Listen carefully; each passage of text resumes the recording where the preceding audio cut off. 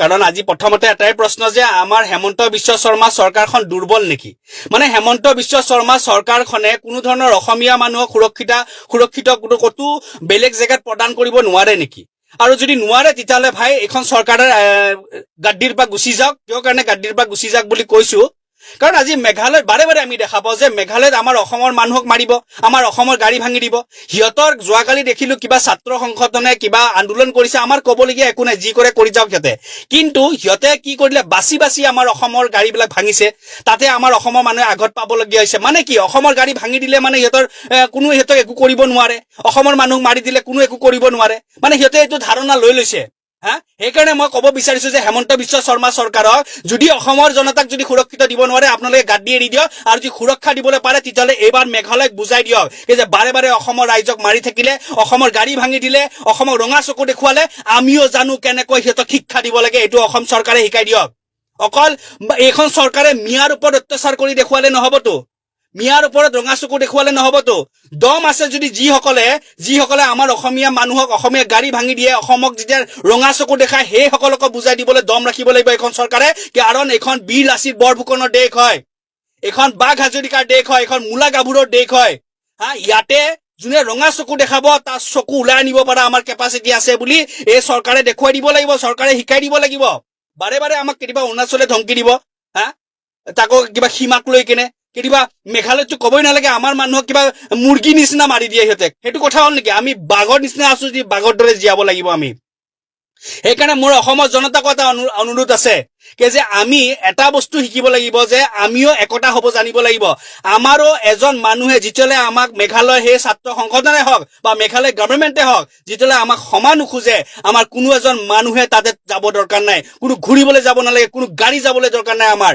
বন্ধ কৰি দিয়ক সকলো কোনো যাবলৈ দৰকাৰ নাই মেঘালয়ত আমি যদি বন্ধ কৰি দিও নহয় আমি যদি 6 মাহ বন্ধ কৰি দিও মেঘালয়ত খাব নাপাই মৰি যাব কাৰণ কিয় জানেনে মেঘালয় যদি সবতকে বেছি জিডিপি কৰপা আহে জানেনে হেতো সবতকে বেছি ইনকাম টুৰিজিমৰ পৰা যদি টুৰিষ্টে না যায় হিয়তে খাব নাপাই মৰি যাব আমাৰ পৰা যদি চাউল না যায় হিয়তে খাব নাপাই মৰি যাব হেতু কাৰণে হিয়তক সেই বস্তুটো শিক্ষা দিবলৈ কাৰণে আমাৰ কোনো এজন অসমৰ মানুহে তাতে আৰু টুৰিষ্টৰ হিচাপে যাব নালাগে শিলঙত আমি হিয়তৰ নিচিনা অভদ্ৰ নহয় আমি হিয়তৰ নিচিনা মাৰপিট কৰিব নালাগে আমি মাৰপিট নকৰো আমি হিয়তৰ নিচিনা কোনো হিয়তৰ গাড়ী নাভাঙো কিন্তু আমি হিয়তৰ ষ্টেটত আমি নাযাওঁ আমি মেঘালয়ত নাযাওঁ আমি মেঘালয় কোনো ধৰণৰ আমাৰ পইচা তাতে আমি হিয়তক চলিবলৈ নিদিওঁ বাস প্ৰত্যেকটো মানুহে হেতু সিদ্ধান্ত কৰক প্ৰত্যেকটো মানুহে হেতু সিদ্ধান্ত লওক আৰু চৰকাৰ এখন হেমন্ত বিশ্ব শৰ্মা চৰকাৰ আপোনালোকে যদি পাৰে বাঘৰ ৰোলটো দেখুৱাওক অকল মিয়া অসমীয়া নামত বাঘ দেখালে নহব এনেকৈ যেতিয়া মেঘালয় হওক অৰুণাচল হওক নাগালেণ্ড হওক বা বিভিন্ন জেগাই হওক কোনোবাই যদি আমাৰ নিৰ্দোষী মানুহক অত্যাচাৰ কৰিছে নিৰ্দোষী আমাৰ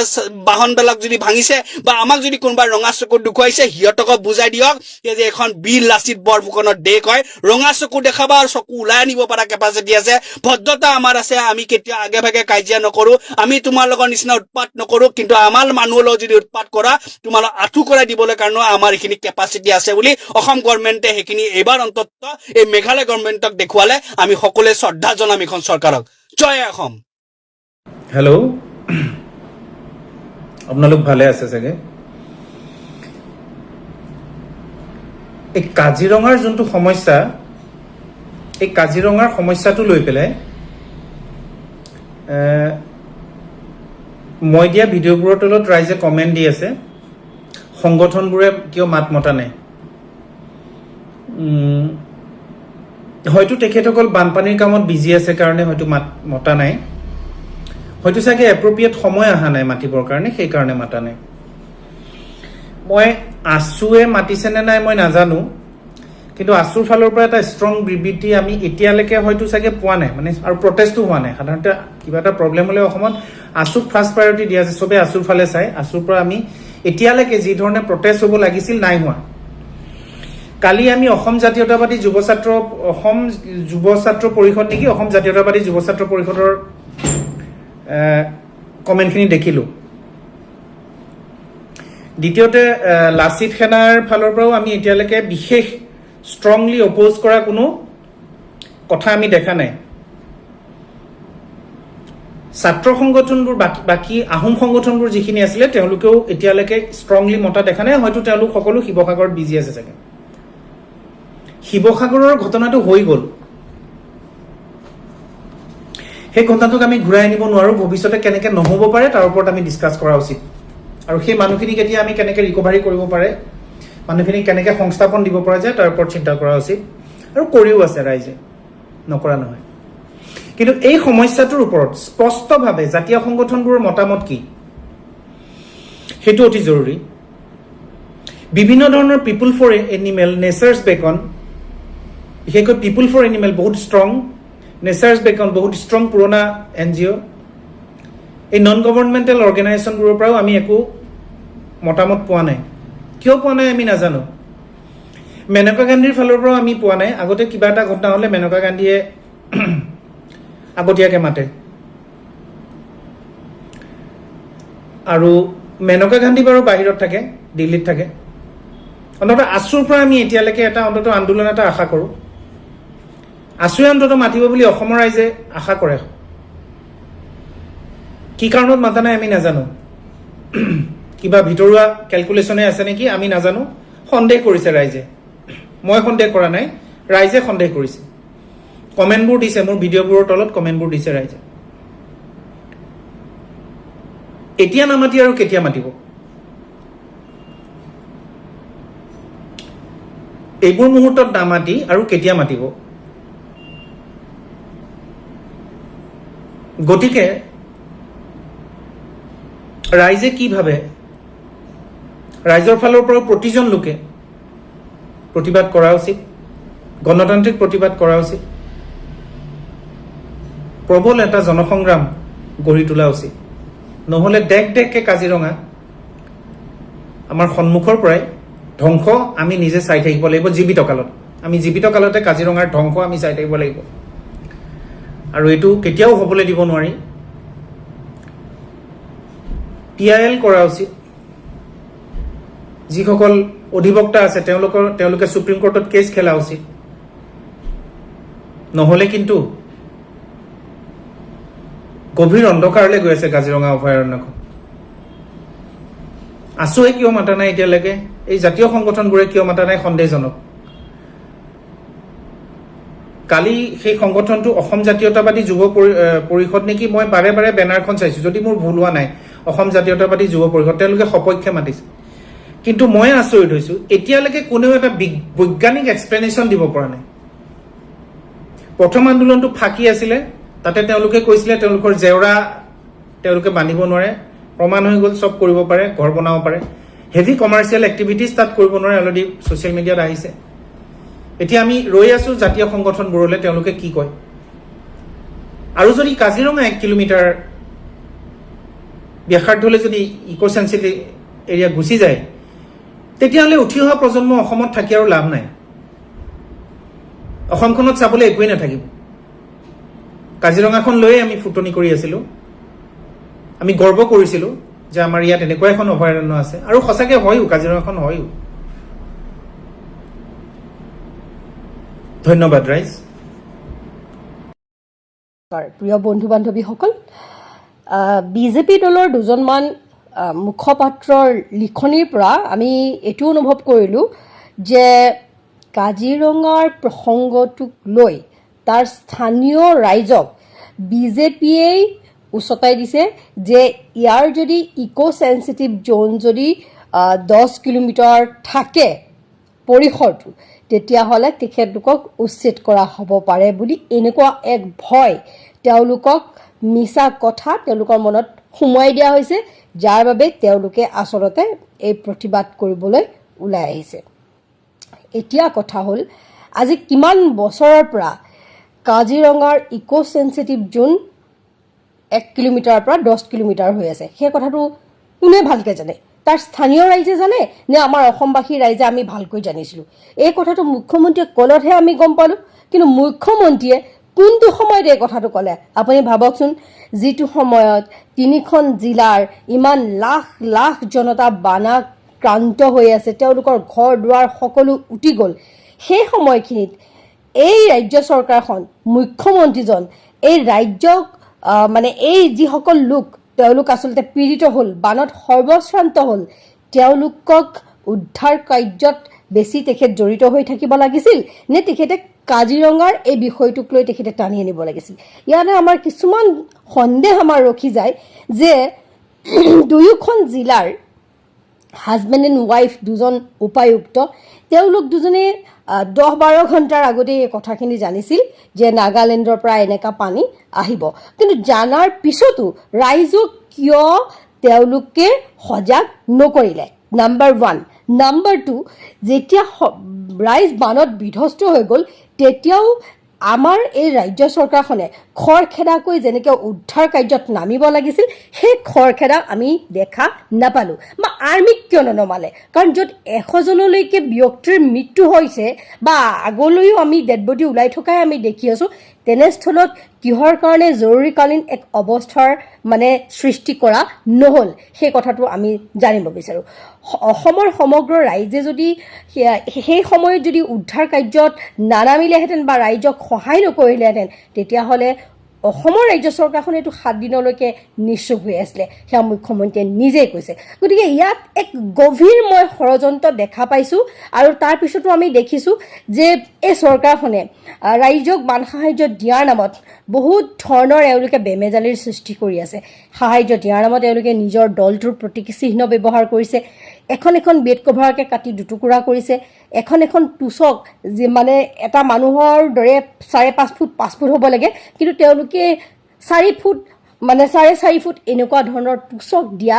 আচলতে আমি দেখা পাইছোঁ বিভিন্ন ধৰণৰ কেলেংকাৰী 15,000টো দিওঁতে তেওঁলোকে বিভিন্ন ধৰণৰ খেলিমেলি এনেকুৱা আমি দেখা পাইছোঁ এই কথাবোৰ কিয় হৈছে আৰু কেনেকৈ হ'বলৈ পাইছে কাৰণ তেওঁলোকে যেতিয়া নিৰ্বাচন আহে তেতিয়াতো তেওঁলোকে মানুহৰ লগত সাংঘাতিক ধৰণেৰে জনসম্পৰ্ক কৰে কোনো মানুহটো তেওঁলোকৰ পৰা থাকি নাযায় পৃষ্ঠা প্ৰমুখ মানে একদম সকলোবিলাক তেওঁলোকৰ একদম পুৰা নিট এণ্ড ক্লিন থাকে তেতিয়াহ'লে এই লোকসকলক বান সাহায্য দিওঁতে ইমান খেলিমেলি কেনেকৈ হ'ব পালে গতিকে ইয়াত যে মানে এটা ইচ্ছাকৃতভাৱে যে বহু কিবা কিবি হৈ আছে সেই কথাটো আমি অনুমান কৰিছোঁ এইবাবে অনুমান কৰিছোঁ যে শিলৰ যি আপোনাৰ কুৱেৰী সেই শিলৰ কুৱেৰীবোৰ কাৰ মানে নেতৃত্বত চলি আছিলে আৰু কয়লা খন্দাটোতো একদম সঁচা কথা সি অসম নাগালেণ্ড সীমান্ততেই হওক বা নাগালেণ্ডতেই হওক কয়লা সাংঘাতিক ধৰণেৰে খনন কাৰ্য হৈ আছে এই কথাখিনিক ঢাকি ৰাখিবৰ বাবেই এই কাজিৰঙাৰ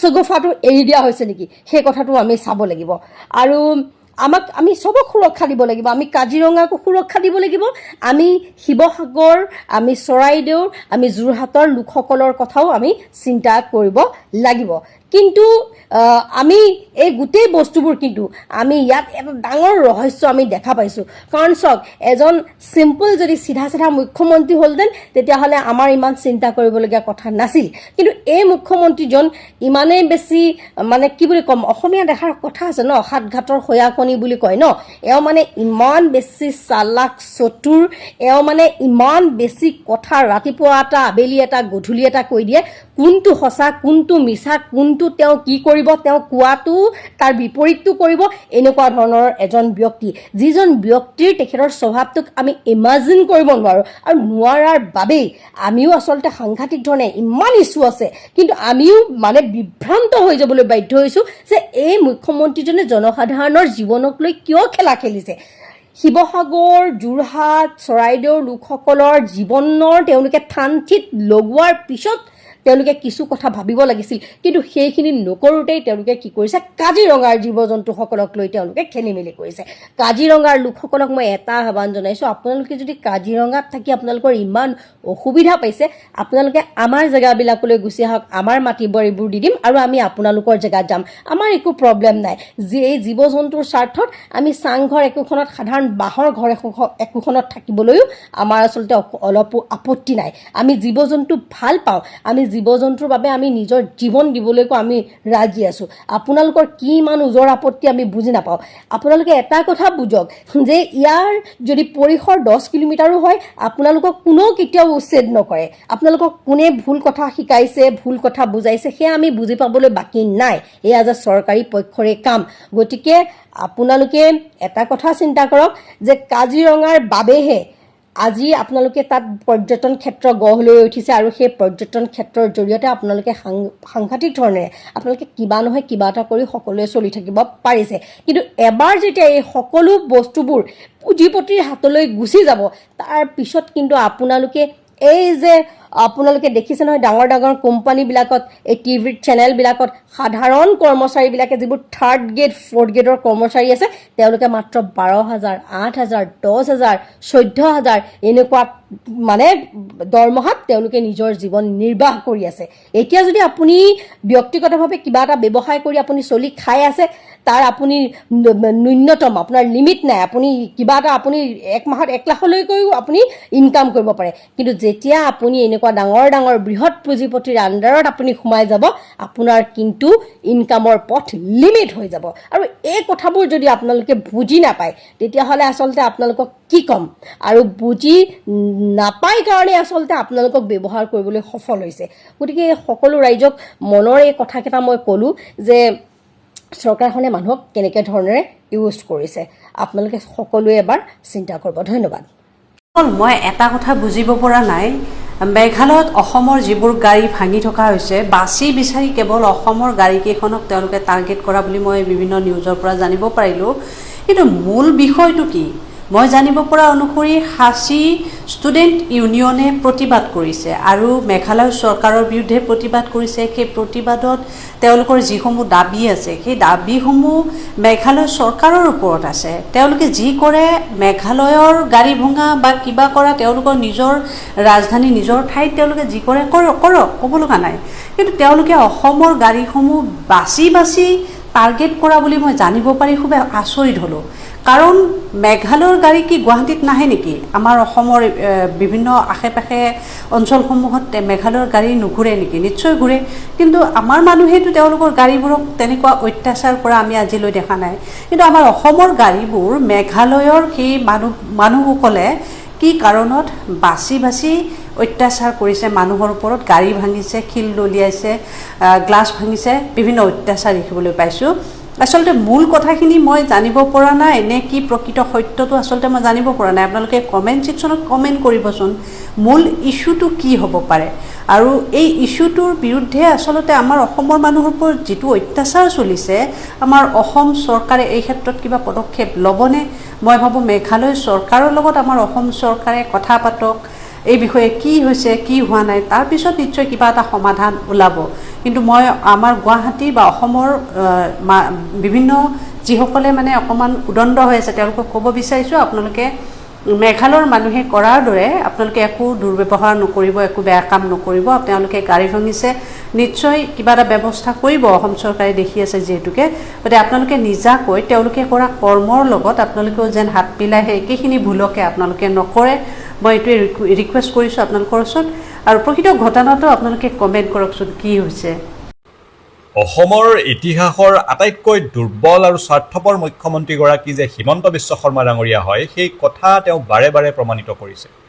হিমন্ত বিশ্ব শৰ্মা ডাঙৰীয়াৰ দিনত অসমীয়া মানুহে যিমান অপমানিত হ'বলগীয়া হৈছে, বেইজ্জত হ'বলগীয়া হৈছে, মাৰ খাবলগীয়া হৈছে, গলি খাবলগীয়া হৈছে, আগতে কোনো এগৰাকী মুখ্যমন্ত্ৰীৰ দিনতে অসমৰ ৰাজনৈতিক তথা সামাজিক ইতিহাসত এনেকুৱা ঘটনা সংঘটিত হোৱা নাছিলে। আজি যে কেৱল মেঘালয়ৰ মানুহে অসমৰ মানুহক মাৰপিট কৰিছে বা বাহন ভাঙিছে সেয়াই নহয়, কেতিয়াবা মেঘালয়ৰ পৰা গুলীচালনা অসমৰ বনৰক্ষীৰ ওপৰত কৰা হয়, কেতিয়াবা নাগালেণ্ডৰ দুৰ্বৃত্তই অসমীয়া মানুহৰ ওপৰত মাৰপিট কৰে, গুলীচালনা কৰে, কেতিয়াবা অৰুণাচলৰ দুৰ্বৃত্তই অসমীয়া মানুহক গুলীয়াই হত্যা কৰে, কেতিয়াবা মিজোৰামৰ আৰক্ষী আৰু দুৰ্বৃত্তই অসম আৰক্ষীৰ 5জনকৈ জোৱান হত্যা কৰি তেওঁলোকক শ্বহীদ হ'বলগীয়া হয়। অসমৰ ওচৰ চুবুৰীয়া কোনখন ৰাজ্যই অসমীয়া মানুহৰ ওপৰত অত্যাচাৰ চলোৱা নাই, মাৰপিট কৰা নাই, বা গুলীচালনা কৰা নাই, বা হত্যা কৰা নাই? তাৰ পাছতো আজিলৈকে অসমৰ মুখ্যমন্ত্ৰী হিমন্ত বিশ্ব শৰ্মা ডাঙৰীয়াই এটাও ফলপ্ৰসূ পদক্ষেপ গ্ৰহণ নকৰিলে। কিন্তু আমাৰ অসমখন উত্তৰ পূবৰ আটাইকেইখন ৰাজ্যৰ ভিতৰত শক্তিশালী ৰাজ্য, আমাৰ জনসংখ্যা আটাইতকৈ বেছি, লোকসভাৰ আসনৰ সংখ্যাকে ধৰি ৰাজনৈতিকভাৱে আমি আটাইতকৈ শক্তিশালী। তাৰ পাছতো কেৱল মাত্ৰ নিজৰ ৰাজনৈতিক কেৰিয়াৰটোত চিন্তাত হিমন্ত বিশ্ব শৰ্মা ডাঙৰীয়া থাকিল। অসমৰ মানুহে ইমান মৰম সমৰ্থন দিয়াৰ পাছতো অসমখনৰ ভিতৰত ৰাজনৈতিকভাৱে হিমন্ত বিশ্ব শৰ্মা ডাঙৰীয়া যিমান আগুৱাই গ'ল সেই শক্তি কেৱল নিজৰ মাজতেই ৰাখিলে, সেই শক্তি অসমীয়া মানুহক কেতিয়াও তেওঁ নিদিলে। ৰাজনৈতিকভাৱে তেওঁ নিজে নিজে শক্তিশালী হৈ থাকিলে ৰাজ্যখনৰ ভিতৰত, পৰিয়ালৰ সা সম্পত্তি হিচাপ কৰিব নোৱাৰা নিচিনা হ'ল, কিন্তু সেই শক্তি, সেই ৰাজনৈতিক শক্তি, সেই মৰম আৰু অসমীয়া মানুহে দিয়া সমৰ্থনৰ প্ৰতিদান অসমীয়া মানুহক হিমন্ত বিশ্ব শৰ্মা ডাঙৰীয়াই কেতিয়াও নিদিলে। দিয়া হ'লে আজি অসমৰ মানুহৰ ৰাজনৈতিকভাৱে অসমৰ মানুহ শক্তিশালী হৈ থাকিলেহেঁতেন। অসমৰ কি নাই, অসমখন কোনটো দিশত বাকী উত্তৰ পূৰ্বাঞ্চলৰ ৰাজ্যবিলাকৰ পৰা পিছপৰা, অসম সকলো ক্ষেত্ৰতে আগবঢ়া, তাৰ পাছতো অসমীয়া মানুহে দিনে দিনে মাৰপিট খাবলগীয়া হয়, গুলীচালনাৰ বলি হ'বলগীয়া হয়, অসমীয়া মানুহক হত্যা কৰা হয়, আৰু তাৰ পাছতো আমাৰ মুখ্যমন্ত্ৰীগৰাকীয়ে কোনো ধৰণৰ পদক্ষেপ গ্ৰহণ নকৰে, য'ত মুখ্যমন্ত্ৰীগৰাকীয়ে সকলো ধৰণৰ পদক্ষেপ গ্ৰহণ কৰিব পৰাৰ থল আছে, কিন্তু নিজৰ ৰাজনৈতিক কেৰিয়াৰটোৰ চিন্তাৰ কাৰণে তেওঁ ৰাজনৈতিক শক্তিখিনি কেৱল মাত্ৰ নিজৰ ৰাজনৈতিক উত্তৰণৰ কাৰণে ব্যৱহাৰ কৰিলে। সেই ৰাজনৈতিক শক্তি, সেই শক্তি অসমৰ মানুহক কেতিয়াও তেওঁ নিদিলে, সেই ধৰণে তেওঁ অসমীয়া মানুহখিনিক শক্তিশালী নকৰিলে, যাৰ কাৰণে পদে পদে অসমীয়া মানুহ আজি বেইজ্জত হ'বলগীয়া হয়, অপমানিত হ'বলগীয়া হয়, আৰু ওচৰ চুবুৰীয়া ৰাজ্যৰ এনে অত্যাচাৰৰ বলি অসমৰ মানুহ সঘনাই হ'বলগীয়া হয়। গতিকে ইয়াতকৈ দুৰ্ভাগ্যৰ সময় আৰু অসমত আগতে কেতিয়াও নাছিলে। হিমন্ত বিশ্ব শৰ্মা ডাঙৰীয়াই গোটেই ৰাজনৈতিক জীৱনটো কেৱল নিজৰ কাৰণে কৰিলে, কিন্তু অসমৰ মানুহখিনিকো যে সেই ৰাজনৈতিক শক্তিৰ প্ৰতিদান দিব লাগে, ৰাজনৈতিকভাৱে সেই শক্তিশালী হোৱাৰ যিটো বাতাবৰণ, গোটেই অসমৰ মানুহে যাতে তাৰ সুৰক্ষা কৱচ পায়, সেই কামটো হিমন্ত বিশ্ব শৰ্মা ডাঙৰীয়াই কেতিয়াও নকৰিলে। কি দুৰ্ভাগ্যৰ সময়। ধন্যবাদ। জয় আই অসম। আজি কেইমাহমানৰ আগত যোৰহাটৰ অৰবিট হোটেলত সেইটো কাণ্ড এইকেইদিন দেখি আছোঁ, অন্বেষা শইকীয়া নামৰ ছোৱালীগৰাকীৰ মৃত্যু। সেইটো সময়ত তেওঁ ড্ৰাগছ লৈ আছিল নে নাই সেইটো আমি নাজানো, কিন্তু ঘৰৰ মানুহে কোৱাৰ মতে তেওঁ আগতে ড্ৰাগছ লৈছিল। বাকী যোৰহাটখনৰ বিষয়টো নকওঁৱেই, ক'বলৈ লাজেই লাগে কোন দিশে গৈ আছে। মানুহখিনি শেষ কৰি পেলাইছে এচাম মানুহে। এতিয়া আহোঁ যে এই কামবিলাক, এই কাণ্ডবিলাক, বেয়া কাণ্ডবিলাক কেতিয়াও অভাৱত ডাঙৰ হোৱা ল'ৰা ছোৱালীয়ে নকৰে, দুখীয়া ঘৰৰ ল'ৰা ছোৱালীয়ে কেতিয়াও নকৰে। এইবিলাক সদায় জন্মৰ পৰা যিবিলাক ল'ৰা ছোৱালীয়ে পইচা চুই আহিছে, লাগ বুলি ক'লে যোনটো বস্তু হাততে পায়, সেই ল'ৰা ছোৱালীসকলে এনেকুৱা কাণ্ডবিলাক কৰে। ৰিচ ফেমিলিৰ পৰা যোনবিলাক ল'ৰা ছোৱালী বিলং কৰে তেওঁলোকেহে কৰে। বেয়া পালেও উপায় নাই, শুনিবলৈ অপ্ৰিয় হ'লেও এইটোৱে সত্য। যদিও কয় যে অভাৱে স্বভাৱ নষ্ট কৰে, এইটো সম্পূৰ্ণ মিছা কথা। অভাৱে স্বভাৱ নষ্ট কৰিব পাৰে যদিহে এজন ব্যক্তি, যিকোনো এজন ব্যক্তিয়ে পইচা চুই থাকে, এটা সময়ত তেওঁৰ হাতত পইচা নোহোৱা হৈ যায়, কিবা কাৰণত তেওঁৰ জীৱনলৈ বেয়া কিবা ঘটনা আহি যায়, পইচা হাতত নোহোৱা হৈ যায়, সেইটো সময়ত তেওঁৰ স্বভাৱৰ পৰিৱৰ্তন হ'ব পাৰে। সেইটো আমি ক'ব পাৰোঁ যে সেইটো সময়ত তেওঁ অভাৱেই স্বভাৱ নষ্ট কৰিছে বুলি। কিন্তু যিসকল ব্যক্তি জন্মৰ পৰাই অভাৱত ডাঙৰ দীঘল হয়, তেওঁলোকে কেতিয়াও বেয়া কাণ্ড কৰিব নোৱাৰে পইচাৰ কাৰণে। তেওঁলোকে সদায় ঘৰখনৰ কথা চিন্তা কৰে, কিদৰে ঘৰখনত দুপইচা আনিব পাৰি, কিদৰে দুশ্ৰেণী পঢ়িব পাৰি বেছিকৈ, সেইটো চিন্তা কৰে। আৰু কিছুমান ল'ৰা ছোৱালীটো পঢ়িবলৈ ইচ্ছা থাকিলেও পঢ়িব নোৱাৰে, অলপ পঢ়ি পেলাই ঘৰখনৰ দায়িত্ব ল'ব লগা হৈ যায়। গতিকে এই ক্ষেত্ৰত মাক দেউতাকবিলাকে দোষী। ড্ৰাগছৰ নিচিনা বস্তু এটা খাবলৈ পইচা ক'ত পালে? 18 বছৰীয়া এগৰাকী ছোৱালী, তেওঁ পইচা ক'ত পালে? তেওঁকতো পঢ়ি থকা এগৰাকী ছোৱালীক ইমান পইচাৰ প্ৰয়োজন নাই, ক'ৰ পৰা পালে পইচা? আৰু এই দেহ ব্যৱসায়, অৰবিট হোটেলত যোনটো কাণ্ড আমি শুনিলোঁ, দেহ ব্যৱসায় এনেকুৱা কি হ'ল যে দেহ ব্যৱসায় নিচিনা এটা কাণ্ডত তেওঁলোক লিপ্ত হ'ব লগা হ'ল? পইচাৰ কাৰণে দেহ ব্যৱসায় কৰিব লগা হ'ল কিয়? কি এনেকুৱা কি অভাৱ হৈছিল? এইবিলাক সম্পূৰ্ণ মাক দেউতাকৰ দোষ। বেয়া পালেও উপায় নাই, সম্পূৰ্ণ মাক দেউতাকৰ দোষ। থাকিব পাৰে, পইচা থাকিল বুলিয়েই, লাগ বুলি ক'লেই চব বস্তু, লাগ বুলি ক'লে পইচা দিয়াটো উচিত নহয়। অভাৱ কি শিকাব লাগে জন্মৰ পৰাই। যিমানেই পইচাৰ ওপৰত শুই নাথাকক, যিমান যি নাথাকক, সৰুৰ পৰাই যদি অভাৱ কি নিশিকায়, ডাঙৰ হ'লে এইটো হ'বই।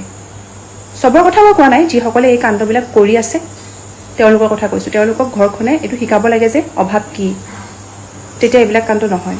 সাংস্কৃতিক পথাৰৰ উজ্জ্বল নক্ষত্ৰ, যাক আমি অসমৰ একোটা সম্পদ বুলি ভাবোঁ।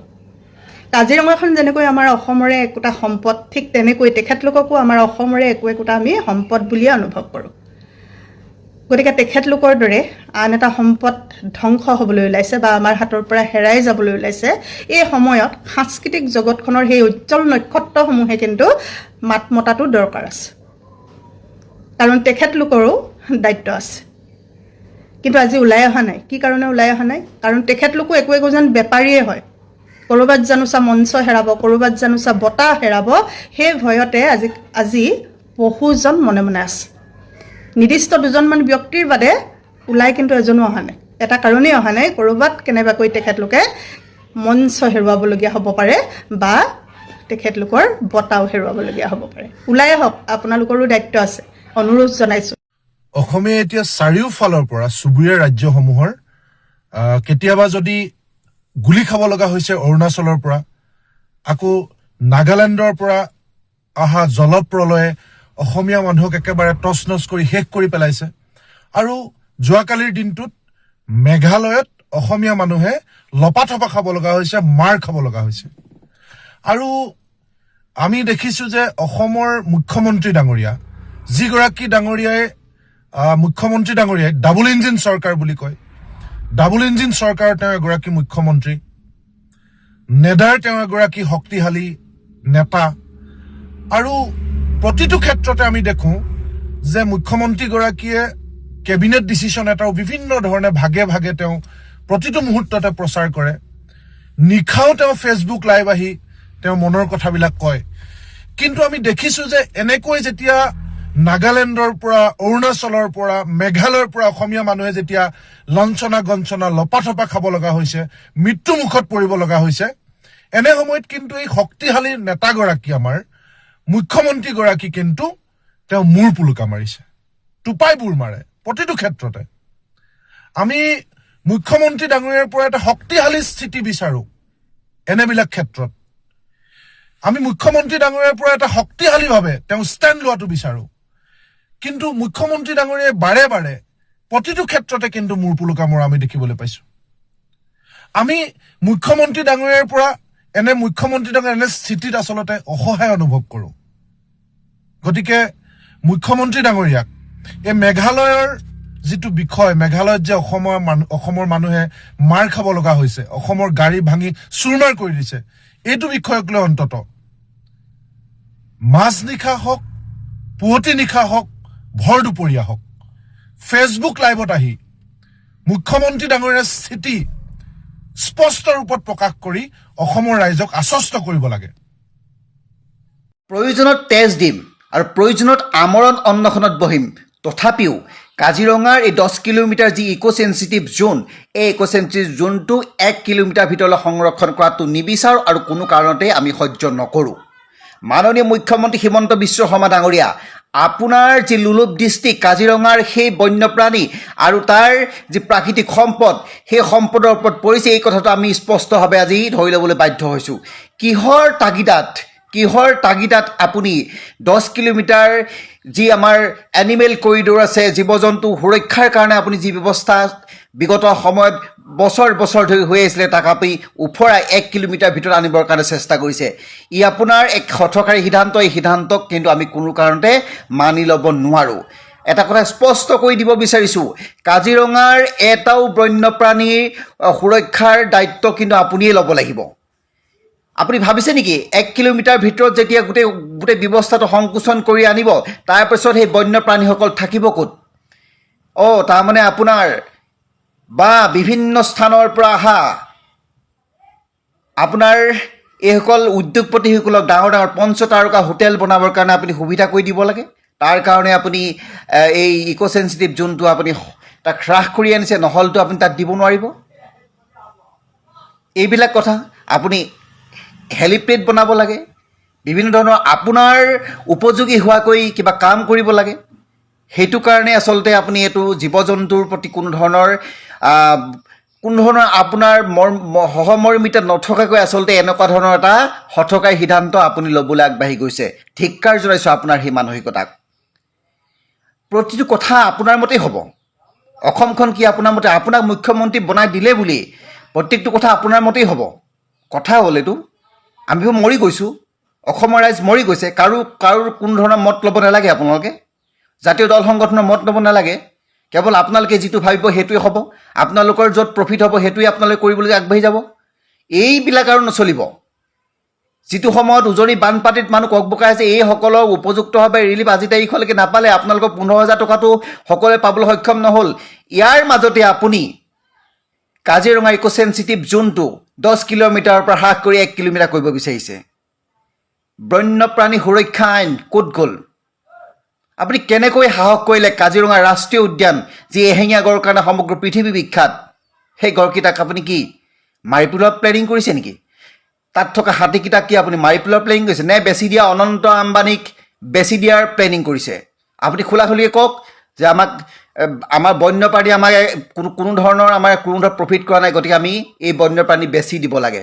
কওক, আপুনি মুকলি মনে কওক, কিয় এনেকুৱা ধৰণৰ কাম কৰে? কেতিয়াও মানি লোৱা নহ'ব। স্পষ্ট কৰি দিছোঁ, সংগ্ৰামী সেনা অসমে ইয়াৰ কাৰণে প্ৰয়োজনত আমৰণ অন্বেষণৰ দৰে কাৰ্যসূচী গ্ৰহণ কৰিম, কিন্তু কোনো কাৰণতে কাজিৰঙা ৰাষ্ট্ৰীয় উদ্যানৰ এই 10 কিলোমিটাৰ যোৱা ইক' চেঞ্চিটিভ যিটো জ'ন, এইটো 1 কিলোমিটাৰলৈ অহাটো আমি কোনো কাৰণতে বিচৰা নাই আৰু ভৱিষ্যতৰ দিনতো নিবিচাৰোঁ। ধন্যবাদ। জয় অসম।